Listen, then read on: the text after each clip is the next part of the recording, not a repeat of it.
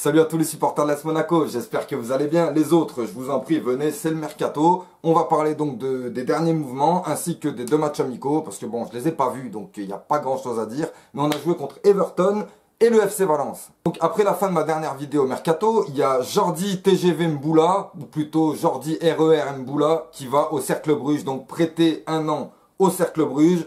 On espère quand même beaucoup de ce joueur, on aimerait que ça redevienne un TGV, mais pour le moment, voilà, il faut qu'il s'aguerrisse un petit peu, il faut qu'il arrête de se blesser, il faut que tous ces joueurs changent leur hygiène de vie, et il faut qu'ils apprennent à être des vrais professionnels.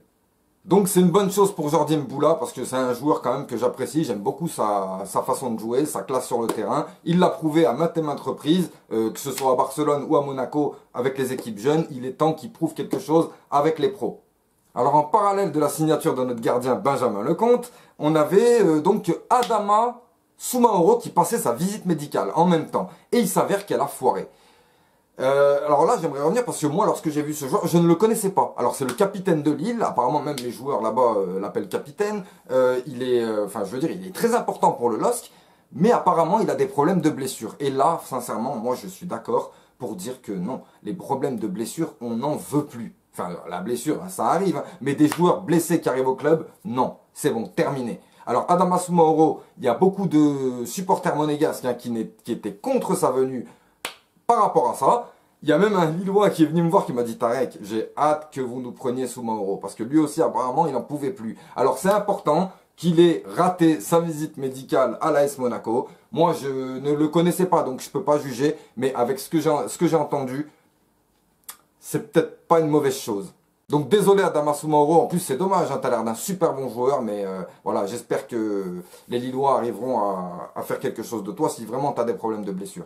Venons-en au cas Radamel Falcao. Alors le cas Radamel Falcao, moi je vous le dis, je suis à 150% pour le fait qu'il reste à Monaco. Radamel Falcao, c'est comme si tu enlèves une... Enfin voilà, c'est notre capitaine Radamel Falcao, c'est celui qui booste les troupes, c'est un vrai professionnel, c'est un vrai buteur, des buts il en marque, il en a marqué 15 l'année dernière alors qu'on avait une équipe pourrie et sincèrement je veux que Radamel Falcao reste à Monaco. J'aimerais sincèrement, enfin en plus j'ai appris que sa famille n'était pas trop chaude pour partir, donc c'est magnifique, c'est magnifique. Reste avec nous, Radamel, je t'en prie. À la rigueur, on peut prendre le petit russe, la Chalov ou un truc comme ça, à côté de toi. Mais moi, je veux que Radamel Falcao reste. Parce que là, je vois qu'on a beaucoup de difficultés quand même à clôturer les dossiers. Et si en plus on doit clôturer le dossier d'un gros attaquant, ça va être difficile. Donc pour le moment, j'aimerais qu'on garde Radamel Falcao et qu'on l'entoure de bonnes personnes. Et il y a une piste qui s'est réactivée, on va dire, c'est celle de Blaise Matuidi. Alors Blaise Matuidi, oui, je suis désolé les Parisiens, je sais, c'est votre... Oui, mais c'est bon, il a déjà joué chez vous, donc il peut venir un peu jouer chez nous.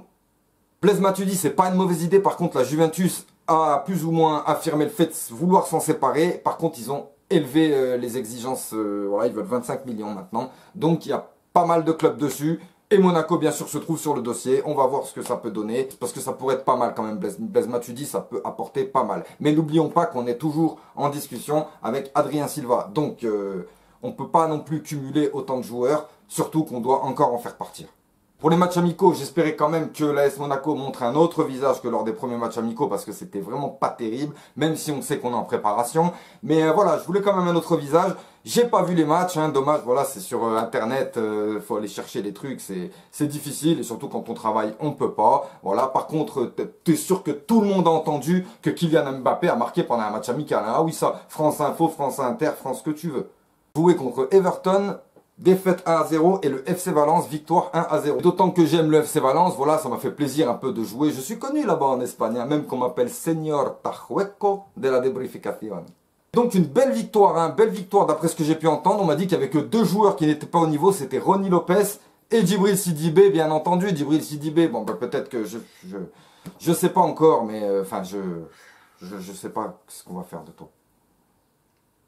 Mais en tout cas, l'AS Monaco a montré un autre visage, un visage un peu plus technique, un peu plus rapide, un peu plus solide. Et ben, ça fait plaisir, d'autant qu'on a encore vu, on a découvert de nouveaux joueurs comme Lyle Foster qui avait pas du tout fait une minute avec l'AS Monaco. Aujourd'hui, on lui a donné une petite chance en match amical, il a marqué un but. On a vu apparemment un très très bon Jonathan Panzo, le jeune, le grand défenseur qui nous vient de Chelsea. Donc ça fait plaisir, on découvre encore un petit peu nos joueurs. Et là, je pense que maintenant, à partir de maintenant, on va rentrer dans la phase, on va dire, là c'était la phase physique, maintenant on va rentrer dans la phase un peu plus tactique de la préparation, où on va vraiment se préparer pour le match à venir contre l'Olympique Lyonnais.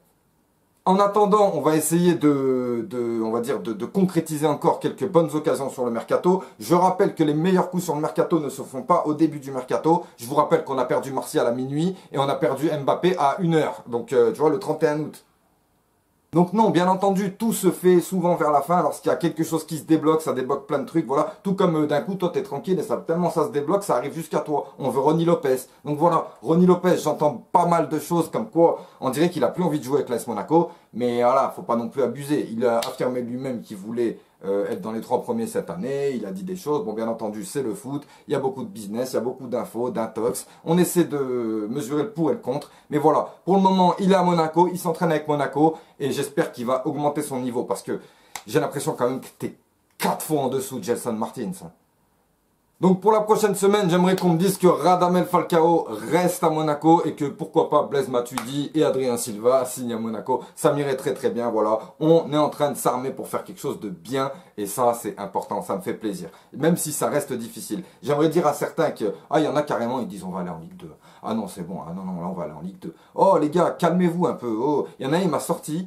J'aimerais que Golovin on le vende parce que je n'ai jamais vu un joueur à piètre technique comme ça. Ah les gars, sérieux, il faut redescendre.